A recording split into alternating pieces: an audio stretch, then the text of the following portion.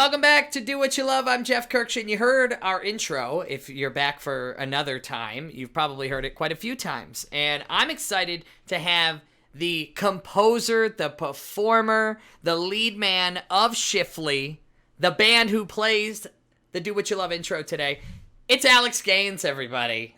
Welcome to the show. How's it going, Jeff? I am so glad to be here. Oh, dude, I am so great. I am so much better now that I get to talk to you. You're living in New York City. For the record, for everybody, I went to college with Alex. I know him formally as Russell because we had so many Alexes in our group. In Autotunes, we were in an a cappella group together, that we had to figure out a way to call all of the Alexes something other than their actual name. So Russell is your middle name. And yes. You are the frontman of Shiffley, a band that I've been a fan of for a very, very long time. And I have to say, you guys are so fantastic. If you heard the intro, there's more music, even better music than that, I must say, with their new album and their new single, which we'll have a clip for in a minute. But Russell, you're like a rock star to me. I appreciate it, Jeff. At least I'm a rock star to someone. No, and you really are. And I think one of the cooler things to see is the different sides of a musician. Now, Alex, you are in. How would you describe your band? Are you indie rock? How would you put yourself in a box if I had to make you? The easy way to just group it is indie rock, but like there's a lot of synths happening. There's I like to focus on the lyrics a lot, so a lot of lyrical stuff. But yeah, indie rock. You are making a wave in the music world. Your music, I think, is so next level. I've had a chance to sit down with you and explore how these tracks get together, how you go from one to another in an album, and it truly is fascinating. So you have this indie rock band, but you are a classically trained musician. Am I correct in judging you that way?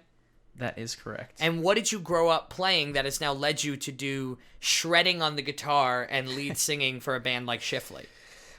So at the age of 5, I started on violin, and my grandfather, who also played the violin, we sort of through that, and he sort of pushed me to stick with it. And at first it was tough, because it's not like the most natural thing. But over the years, I came to appreciate it and stuck with it. And, we went to school together, but I went for classical composition, and that sort of led naturally to Shiffley. So you went for classical composition, meaning you would be, for the layman's term, you would be creating music, orchestral music, or what would you be composing, and where would you kind of fit into that classical world? Yeah, orchestral, small, large scale. I see classical more as just like the best genre of music to explore, to figure out how music works, which is what I've always been interested in, just the theory side. Of course, I love listening to classical music, but I really like, it's just sort of pushes the limits of music and what music can do. Well, I think I'm fascinated with how you went from classical music, doing what you love in that sense, and now taking that into your indie rock world. And I like to bring up Charlie Puth. I don't know if you're familiar with the pop singer, but he is kind of a genius in his mind when it comes to music theory and composition and all of that stuff. And as a minor music nerd here, just a tiny bit of a nerd, I can kind of relate and understand where your mind comes from. But for someone who doesn't know music, and I'm going to make you have a big ego here, and I give you permission to because you never have had a big ego. For you, how do you see music differently than others? Like, how do you see music? How do you listen to music that maybe average Joe over there wouldn't hear it? What a deep question. I know. Well, this is what Do What You Love is all about. It's like somebody who doesn't compose music, doesn't listen to music, but might be a fan of Shiffley or might be a fan of other bands similar, will listen to this and say, that's how the music gets created. How does your mind work? I guess it might be better to say how I listen to music and the type of music I gravitate towards.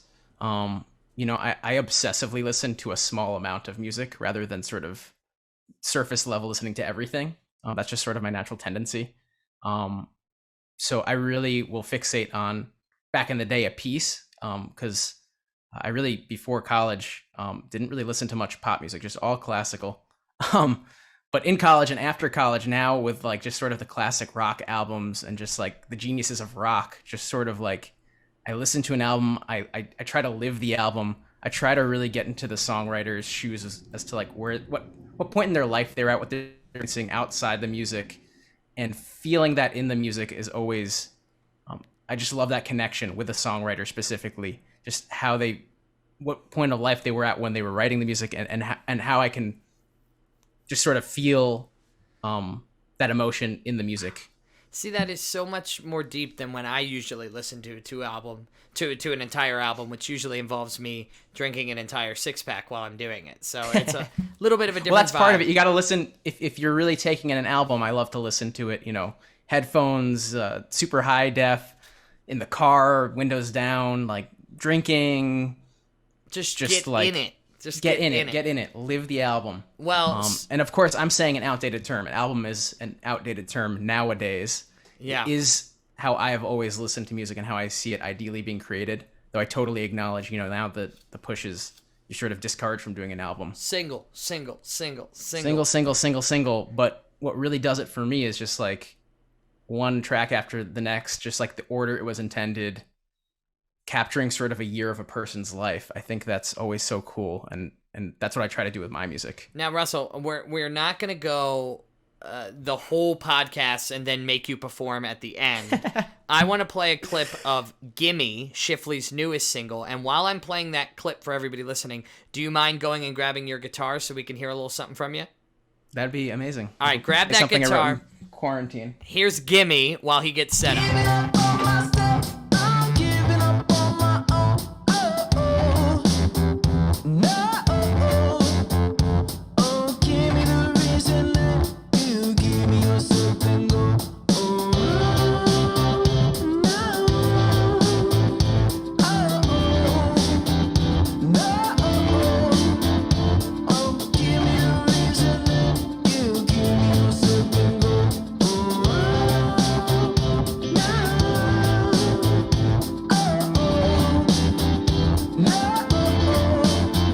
That is Gimme by Shiffley, and we are on with the lead man of Shiffley. It's my boy Alex Ganes. He is the composer of the amazing music that Shiffley puts out there. They did our intro to this podcast, and this is not like I scratch your back, you scratch mine. You let me. As I literally scratched my back. I know. Also, if you're not following us, Do What You Love JK at Do What You Love JK. You can see this all on YouTube, on social media, and all that. So, like, when you want to see the music video of Gimme, you can see a little clip there. So, Alex, I want to put the pressure on you. You are a musician. You pulled out a guitar, and to kind of, keep the podcast rolling, do you think you could play a little something for us, whatever's on your mind? And I'm going to attempt to live mix it in order to get people, seeing what we see. So what did you want to bring to us? So I feel like so much of the time, like the music we're sharing, like Gimme, the track you just heard, it's from like, at this point I wrote it years ago, there's such a backlog in the writing process and when you can actually put the music out, that I'd love to just play one I recently wrote. Whoa. Okay.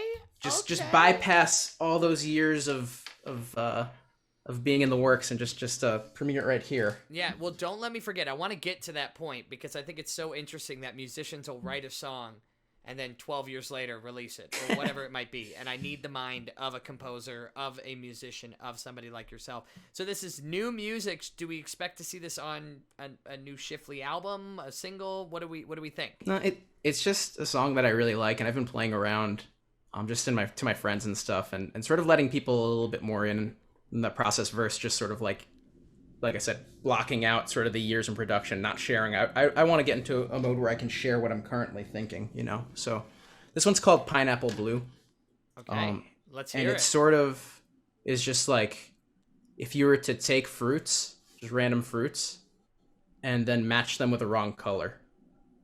That's sort of what the song's about. How do you come up with this stuff, man? It started as a really quirky one, but it became something like very serious to me, at least. Well, and I want to get into more details about music because you and I were at Pizza Beach. Isn't that what that place is called? Oh, in New York yeah. City? And you explained to me Shiffley's entire album, front to back, using a piece of paper out of like a composition notebook. It's fascinating. Come over here, look at this. I love it. You crumpled up napkin. Balled up in your pocket. So let's hear like an exclusive new song here on Do What You Love. How does it? Sounds pretty great good? to me. All yeah. right. Let's do it. The sky's the perfect shade of pineapple blue, strawberry green with envy, so orange you glad I took the first cab from here. Oh, things would get violent. Oh, I'm lemony red sometimes, trying to guess how a good thing went sour like this. So pineapple blue, I'm tired of tasting anything but you. Plantain waves, now the currents go wild. I got turquoise on to do eyes for only you. Grapefruit face, he had a tangerine smile when a moonlit silhouette fell into view in the perfect shade of pineapple blue, strawberry green with envy, so orange you glad I took the first cab from here. Oh, things will get violent. Oh, I'm lemony red sometimes, trying to guess how a good thing went sour like this. So pineapple blue, I'm tired of tasting anything but you. Off-white dreams, maybe they'll settle in time. Your coconut in shade, but taste of lime. And now I see strange, and my colors all intertwined. Magenta's gray and my yellow's lost its shine. But you're the perfect pineapple blue.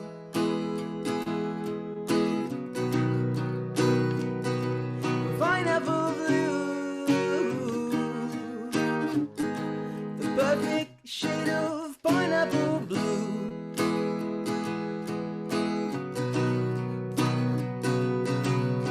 I'm tired of tasting anything but you.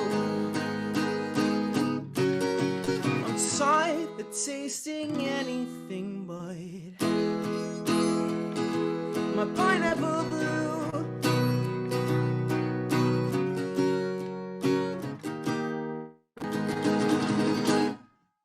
Wow, wow, wow.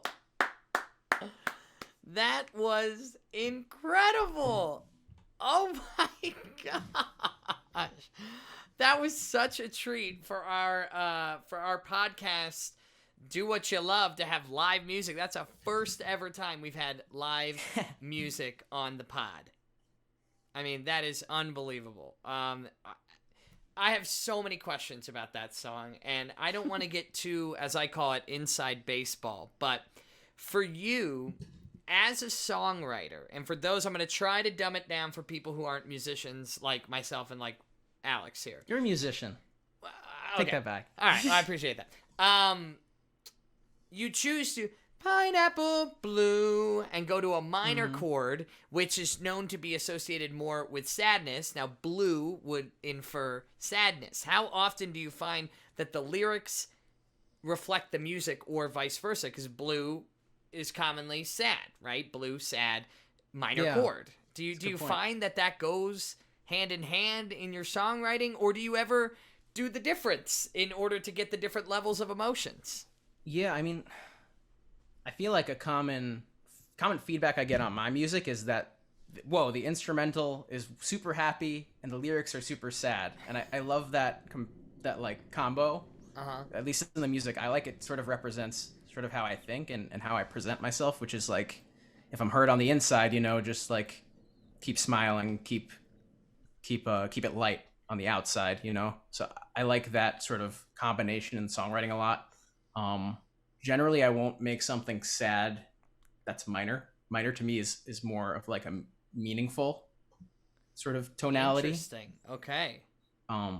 If you take sort of like a 4 chord or like something that's sort of just like you can't tell if it's major or minor, like this one, it's sort of like rides that. It's centered on the 4 chord, and yeah, not to get too inside baseball-y, but that to me feels like the tonality of the one we just played to me is very melancholic, is how I'd describe it, which is sort of like Well, a feeling of coming to terms with something. it makes you think, and it makes you ponder and Introspective. Exactly, that's the word. And we are on with Alex Ganes of Shiffley, and you should follow him and follow Shiffley at Shiffley Music to hear more amazing music like that. That was such a treat, and I'm just warning you now, Shiffley, you composed and put together our entire intro. It's a song, Sleepless Nights, right? That is our intro of the podcast, and thank you again. And I'm going to ask you later to play us out.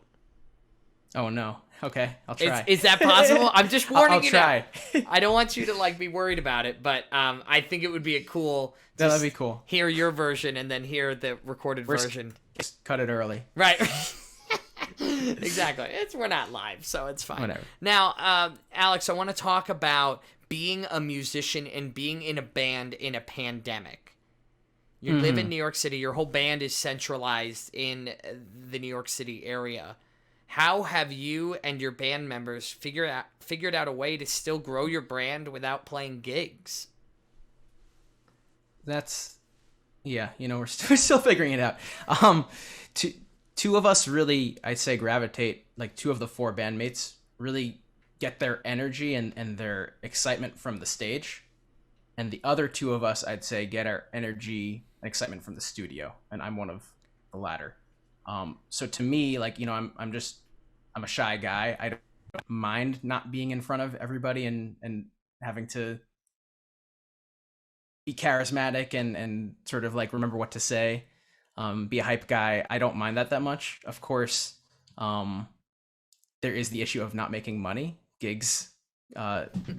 is how we predominantly would make money, which is to put out more music and stuff. I'd say for the first chunk of COVID, we were sort of just playing it close to the belt and sort of hoping, you know, like that things would change and that maybe we can go back to it. Maybe we don't have to acknowledge or change our operations too much. But I'd say a few months in, we sort of snapped into the reality and realized, okay, we're basically a glorified social media account now. And how do we twist this? You know, we did some of the live stream shows and stuff, but it's really hard to play in front of nobody. And you know, part of it's just being out with everybody and experiencing like performance together. Yeah. In a very special moment, you know. Well, you're absolutely right. And as a guy who's seen you perform multiple times, I would have never guessed. I know you've very well, once again, went to college with you in the same a cappella group. But same shirt, which we have not brought up. Did not plan that. If you're not following us at Do What You Love JK on all social medias, first of all, what are you doing? Second of all, you can watch every episode on YouTube in full. We are literally wearing near the same shirt. We came on the call together and said, oh, crap. And Alex, being the good guy, this is going to be awful for ratings. First thing he says is, should I go change? And that's the kind of guy Alex is. But as a guy who loves to perform, you know, I've seen you perform. I'm shocked because you do seem to like take some energy from the crowd, but you're rather introverted. How do you find that there's a different Alex on stage than there is at home? Yeah, and like I said, I don't put it above the studio, but I do love playing, and especially now, like coming towards the end of COVID, hopefully, you know, like I do miss it a lot, and I can't wait to get back to the stage. I do get an energy. I do sort of love the idea of, you know, working a normal 9 to 5, getting on the train, going down a few stops, hopping in the dive bar stage, and just sort of like playing, and then, you know, drinking with whoever was there, getting home at 2. I do like that feel. Wow. You are living that life right now, a 9 to 5. Well, not right now. Well, not right now. Not but that is the kind of thing that it takes to have a band and be doing this. You're not the only member of Shiffley that's working full-time somewhere else. I mean, All of us are. all Yeah. of them. And so how do you find time? Obviously, you just went through what a gig would look like on maybe even a weeknight, but where do you find time to be able to be composing and then recording and then editing and doing all the process that it takes to make an album or even just a single?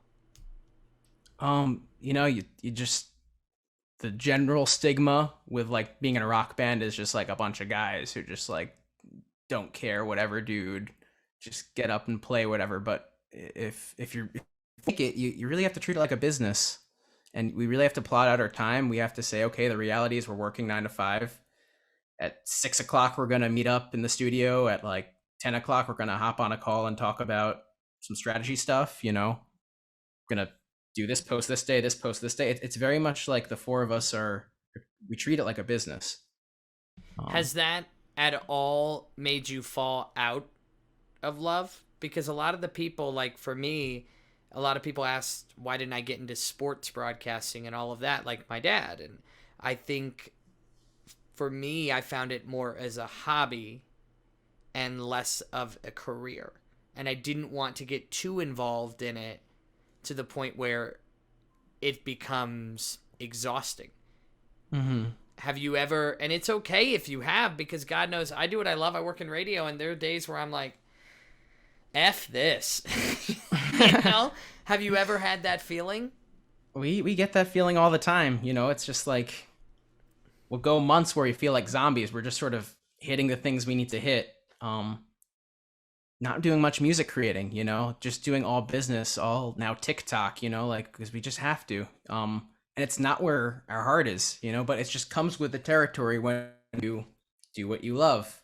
I think that would go for anybody in any discipline, like if you're a comic person or if you're into like training pets or anything, whatever it is, you have to come to terms with the actual doing of what you love is a very small part of the work that goes into supporting that. Man, when my guests repeat the name of the podcast multiple times, I feel really cool. So okay, yeah, I didn't know if that was a no. I mean, that's why I bring people here. I bring people here who I feel in my life or surrounding my life or that I've had contact with, that they are doing what they love. And I think it's truly beautiful that you get a chance to do that day in, day out. Can I ask, and I don't know if you have like Clark Kent's secret identity, what is your 9 to 5?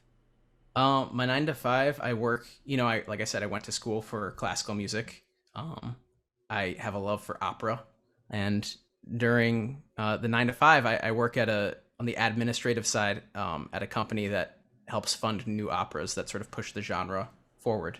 Wow. And do they know that you're a rock star by night? Yeah. Do you ever have coworkers come and support you and all of that, and they know that you're... Back in the day when live music was a thing, yeah. I know. I mean, that is unbelievable that, like... Yeah, they're super supportive, and, like, that's part of doing what you love is... Oh, I pointed the wrong way because I'm inverted. Like, if you have the 9 to 5, it's really important that like, they understand, like, and support you. If my job didn't understand when I had to ask if I could leave like 30 minutes early to get to a gig, like that would really blow. That would be tough, and it would make it very hard to be taking these gigs and moonlighting as a rock star as you do. Now, Alex, you and your band have seen quite a bit of success. I know that you've got subscribers on Spotify, your albums are doing well, but you've been in commercials, which is really, really cool. But there are a lot of people who have not seen that success and are maybe doing exactly what you're doing with their friends, with their buddies, with their bandmates, and aren't seeing any sort of traction. What advice would you give to young musicians or musicians who are trying to start and get to that next step? It's really basic, and it might not really answer the question, but it really all goes back to the people who you're making music with. Like, we didn't get success for a while. We put in years before we got any signs that it was sort of the right thing for us to be doing, and we wouldn't have gotten through those years if I wasn't like making music with my best friends. We would have just burnt out way sooner if it was just sort of like some dudes who I met on the paper. I don't know. Right. And I think that you're doing it with your best friends. You're doing what you love with people who are also doing what they love. What would you say is Shiffley's funniest, coolest, goofiest gig? Have you gotten a funny commercial for KY Jelly or something like out there that you're like, all right, we'll take it? I mean, the music's been placed in a lot of weird things. We did the whole Pawn TV show scene. We got in the backdrop of some of that. I think. Was that Pawn Stars? No, it's like the budget True TV alternative. I don't know if Pawn Stars is also True TV. I don't know if they're just the Pawn channel. Right. We got on Dash Dolls once. That was exciting. What? Gave me an excuse to watch it. What is Bash? I love trashy TV. So like when someone's like, "Oh, your music's on Teen Mom," which it was on, I'm just like, hell yeah! Like now I get to watch Your Teen Mom. music was on Teen Mom and Bash Dolls, which Dash Dolls, the Kardashians. They're spin for a little bit. Okay, I am fascinated. You are a classical musician who started an indie rock band, who also watches Keeping Up with the Kardashians and trashy TV, Dash Dolls, and only all if of there's an excuse. So the music has to be placed in it, or I can't justify watching it. But then after the episode your stuff is in, do you keep watching? No, I don't watch. Not that. I definitely watch trashy TV, but Oh my god. not specifically Dash Dolls. That is Alex Ganes, formerly known as Russell, a good friend of mine, and I can't thank you enough for taking some time out of your day to be a part of Do What You Love, a podcast that you have a lot invested in because of the intro of our podcast is a song that you wrote and performed with your band, Shiffley. So I promised the listeners earlier, putting you on the spot, seeing if you could perform the chorus of, or verse and chorus, whatever you got, of the intro and outro of Do What You Love, Sleepless Nights, originally performed by Shiffley and now going into kind of a, I guess, solo mode, acoustic mode by Alex out of necessity. I mean, I have the clip. I could play the clip, but that's no fun. This is, you really didn't give me any warning on this, so Nope. I'm it's definitely going to be raw. Okay, well, let's see what you got. This is Alex Gaines with the outro of Do What You Love. We'll hear the recorded version right after. Don't worry. 'Cause I can't afford another sleepless night. I can't afford another sleepless night without you in my arms. If you ever wanna make this right, there'll never be another painful day without you in my arms. I can't afford another sleepless night. Don't wanna take another fadeless dive without you in my arms. And if you ever wanna make this right, there'll never be another painful day without you in my arms. Wow.